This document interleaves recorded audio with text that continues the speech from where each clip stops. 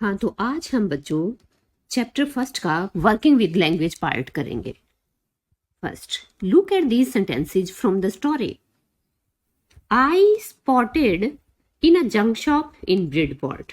The man said it was made in the early 19th century. This one was in a bad condition. The italicized verbs are in the past tense. अब italicized words कौन से हैं इनमें? Spotted, sat, watch. They tell us what happened in the past, before now. ये हमें बताते हैं कि पास्ट में क्या हुआ, अब से पहले, वर्तमान से पहले जो था समय, उसको हम क्या बोलेंगे? Past. First, read the passage below and underline the verbs in the past tense. अब हमें पास्ट टेंस में वर्ब्स को अंडरलाइन करना है. और वो कौन सी होंगी, कौन सी वर्ब होंगी? जो वर्ब की सेकंड फॉर्म होंगी. A man got on the train and set down. इसमें कौन सा होगा? गॉट और set. The compartment was empty except for one lady. She took her gloves off. अब इसमें होगा took. A few hours later, the police arrested the man. They held him for 24 hours and then freed him. Now look at these sentences. अब इन sentences को देखो. The winner had lifted almost everywhere, both fire and water. Had taken their toll on this desk. Notice. अब क्या देखना है इसमें बच्चों? The verb forms had lifted, had taken their toll on this desk. अब इनको देखना है हमें. The author found and bought the desk in the past. लेखक ने जो ये डेस्क था वो पास्ट में लिया और खरीदा. पास्ट में उसने डेस्क को लिया था और खरीदा. The desk was damaged before the author found it and bought it. और जो डेस्क था वो पहले से ही डैमेज्ड था, खराब था, जब इसने इसे खरीदा और लिया. Fire and water had damaged the desk before the author found it and bought it. तो आपको ये समझ में आ गया होगा, जब एक सेंटेंस में क्या है, दो काम हो रहे हो, तो जो काम पहले होता है वो होता है हमारा अर्लियर पास्ट, और सेकंड काम जो है वो हमारा होता है पास्ट टेंस में. We use verbs from like had damaged for an event in the earlier past. If there are two events in the past, we use the had form for the event that occurred first in the past. तो जब दो काम होते हैं एक sentence में, तब हमें क्या करना होता है? जो काम पहले होता है उसके साथ हम हैड प्लस वर्ब की थर्ड फॉर्म का यूज करते हैं, और जो बाद में काम होता है उसके लिए हम वर्ब की सेकंड फॉर्म का यूज करते हैं, जिसको हम सिंपल पास्ट या पास्ट टेंस बोलेंगे. और इसको हम हैड प्लस वर्ब की थर्ड फॉर्म को हम अर्लियर पास्ट या पास्ट परफेक्ट टेंस बोलेंगे. We also use the past perfect tense to show that something was wished for on or unexpected before a particular time in the past. For example, I had always wanted one blank.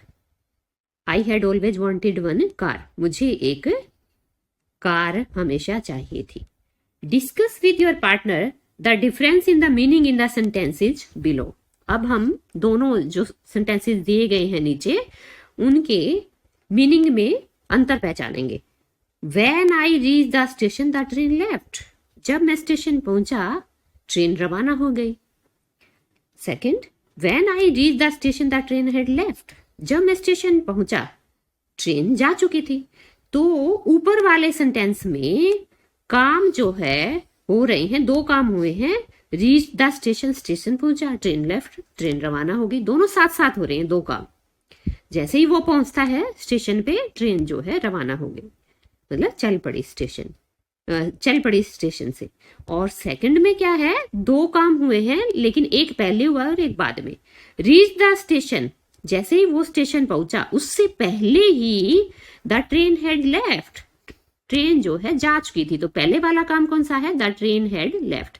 पहले काम कौन सा हुआ? The train had left. तो जो काम पहले होता है उसके साथ हम हैड प्लस वर्ब की थर्ड फॉर्म का यूज करते हैं, और बाद वाले के साथ वर्ब की सेकंड फॉर्म का यूज करेंगे।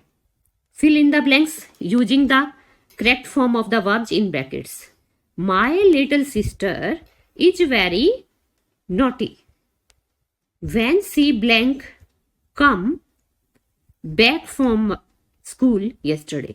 मेरी छोटी बहन बहुत शरारती है, जब वह स्कूल से वापस आई, यस्टरडे आ चुका है, वैसे भी इसमें क्या आएगा बच्चों, वर्ब की सेकंड फॉर्म। तो when she came back from school yesterday she had blank tear her dress. उसने अपनी ड्रेस फाड़ रखी थी। तो अब इसमें दो काम हुए हैं, एक स्कूल से घर वापस आने का और एक काम है ड्रेस फाड़ने का। तो ड्रेस फाड़ने का काम उसने पहले किया है, तो उसमें हम करेंगे had torn, had plus verb की थर्ड फॉर्म। तो यहाँ पे क्या आ जाएगा, TORN, torn, tear tore torn. Next, we ask her how it had blank. Happen को हमने भरना है और फर्स्ट में आस्क भरना है। तो हमने उससे पूछा कि ये कैसे हुआ। तो पूछना क्या है, बाद में हुआ, और घटी जो घटना घटी वो पहले घटी।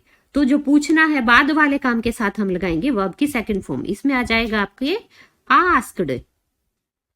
We asked her how it had happened. Had के साथ हमें वर्ब की थर्ड फॉर्म का यूज करना होगा, हैपेंड। तो इसमें आ जाएंगे आपके हैपेंड। नेक्स्ट है she blank blank have quarrel with a boy. उसने कहा she had quarrelled with a boy. उसने कहा कि उसका झगड़ा हुआ था एक लड़के के साथ। तो झगड़ा पहले हुआ है, तो पहले वाले काम के साथ हम क्या करेंगे, सी हैड क्वेरल्ड में बच्चों डबल एल आएगा, क्वेरल्ड, और पहले वाले में जो बाद में काम हुआ है उसके साथ हम सैड लगाएंगे। She had quarrelled with a boy. Next है she blank have beat him in a race and he blank have try to push her. तो इसमें हम देखेंगे दोनों काम साथ हो रहे हैं। उसने उसे रेस में हराया और उसने उसे धक्का देने की कोशिश की। She had beaten him in a race. She had क्या आ जाएगा इसमें, पहले में हैड बीटन, और सेकंड वाले ब्लैंक में हैड ट्राइड। अब ट्राइड में क्या है बच्चों, वाई कट के IED आ जाएगा। नेक्स्ट है सी ब्लैंक, अब हैव भरना है उसमें भी, और tell the teacher. She had told the teacher and so he blank have chased her. तो इसमें भी क्या आ जाएगा बच्चों, हैड चेज्ड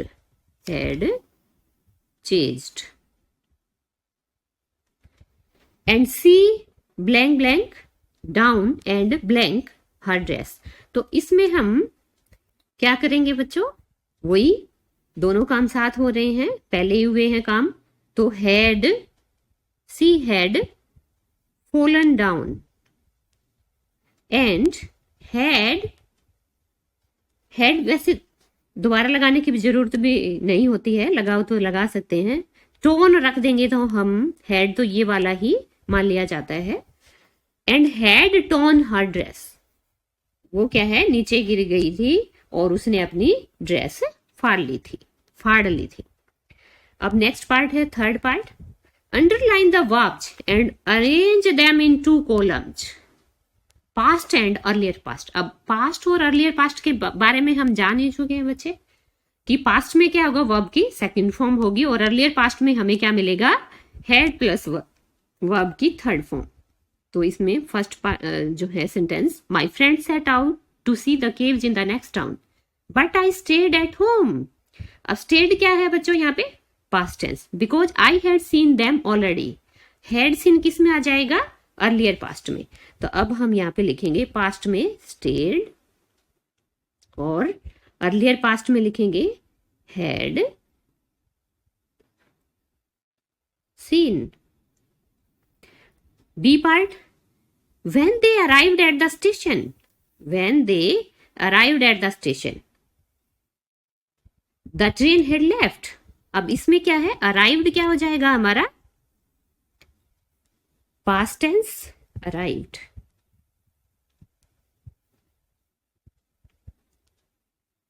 और हमारा अर्लियर पास्ट हो जाएगा had left। They came back, अब केम किस में आ जाएगा हमारा पास्ट में। They came back home but by that time I had gone out to see a movie. Had gone किस में आ जाएगा हमारा अर्लियर पास्ट में, क्योंकि अर्लियर पास्ट में हैड प्लस वर्ब की थर्ड फॉर्म का यूज होता है। अब C part, so they sat outside. अब सेट किस में आ जाएगा past tense, sit set set. And ate the lunch, अब एट भी आ जाता है इसमें पास्ट टेंस में।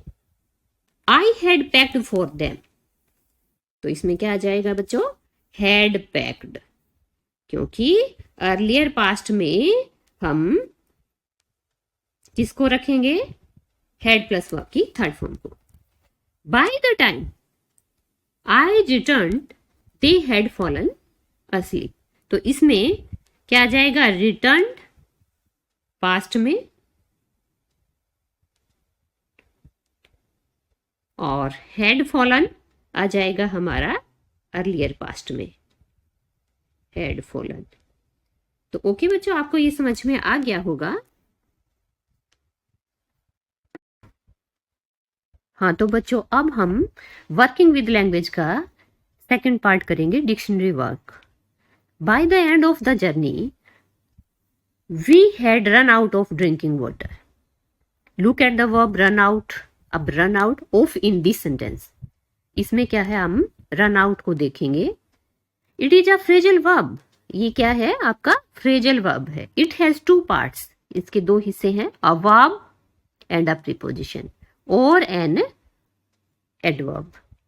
अब इसमें run क्या है आपका verb है और out क्या हो गया आपका preposition। Phrasal verbs often have meanings that are different from the meanings of their parts। इनके मीनिंग जो है जब फ्रेज बन जाता है, जब एक उसमें वर्ब और प्रीपोजिशन साथ लग जाती है, तो जो मेन वर्ब होती है उसका अर्थ ही बदल जाता है।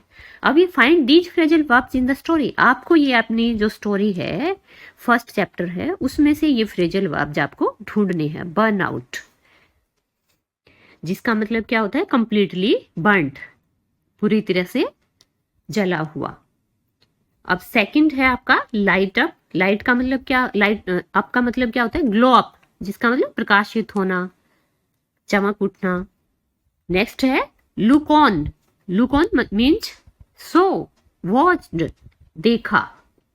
रन आउट फिनिश्ड खत्म हो गया। कीप आउट स्टे अवे दूर रहना।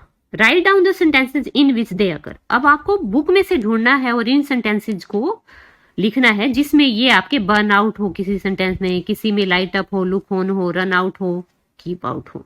Consult a dictionary. अब डिक्शनरी कंसल्ट करने की जरूरत नहीं है, मैंने आपको मीनिंग्स बता दिए हैं। अब आते हैं हम नाउन फ्रेज पे। Read the following sentence. I took out a small black tin box. अब ये दो द फ्रेज इन इटैलिक्स, अब इटैलिक्स में है ये, इज अ नाउन फ्रेज। इसको क्या बोलेंगे हम पूरे को noun phrase. It has the noun box. इसमें जो है बॉक्स जो है वो क्या है आपका नाउन है, और बाकी स्मॉल, स्मॉल, ब्लैक ये क्या है आपके, और टिन ये क्या है आपके, थ्री एडजेक्टिव्स हैं जो इसके आगे लगे हुए हैं बच्चों। तो ये क्या हो गया नाउन फ्रेज। क्या बोलेंगे इस पूरे को, a small black tin box पूरे को हम क्या बोलेंगे, a noun phrase. Notice the order in which the adjective occur. अब एक ऑर्डर है जिसमें क्या है हम एडजेक्टिव को रखते हैं। साइज, सबसे पहले साइज, फिर कलर, फिर material of which it is और of which it is made. इसमें रखा हुआ है इसको एडजेक्टिव को इस फ्रेज में। We rarely use more than 4 adjectives before a noun and there is no rigid order in which they are used. अब एडजेक्टिव से 4 से ज्यादा जो है एडजेक्टिव हम बहुत कम रखते हैं और ऐसा कोई रिजिड ऑर्डर नहीं होता, कोई ऐसा कठोर नियम नहीं है कि हम उनको इन्हीं ऑर्डर में रखेंगे, आगे पीछे भी कर सकते हैं. Though there is a preferred order of modifiers adjectives in a noun phrase as given below. लेकिन फिर भी जो प्रेफर्ड है, जिसको पसंद किया जाता है, वो प्रेफर्ड ऑर्डर जो है हमारी इस बॉक्स में दिया हुआ है कि सबसे पहले हम किसको रखेंगे, डिटरमाइनर को रखेंगे. डिटरमाइनर कौन से हैं हमारे, ए, एन और द. और फिर मॉडिफाई 1 में आ जाएगा आपका ओपिनियन, फीलिंग, जैसे bad, good, okay, nice, lazy, beautiful. और सेकंड में size, shape and age, tall, round, old, young. Modifier 3 में होता है आपका colour, red, white, light, dark. और मॉडिफायर 4 में होता है आपका सिल्क, कॉटन, वुलन. और हेड वर्ड जैसे हो गया आपका women, man, table, chair, etc. The table below contains a list of nouns and some adjectives. Use as many adjectives as you can to describe each noun. You might come up with some funny descriptions. अब आपको क्या है, जिस भी noun को के साथ आप ज्यादा से ज्यादा यूज कर सकते हैं एडजेक्टिव्स, उनको यूज करना है, जचाना है. ये दी हुई है एक बॉक्स, इसमें से किसी भी एक नाउन के साथ, इनमें से आप एक नाउन के साथ चूज करके रख सकते हैं.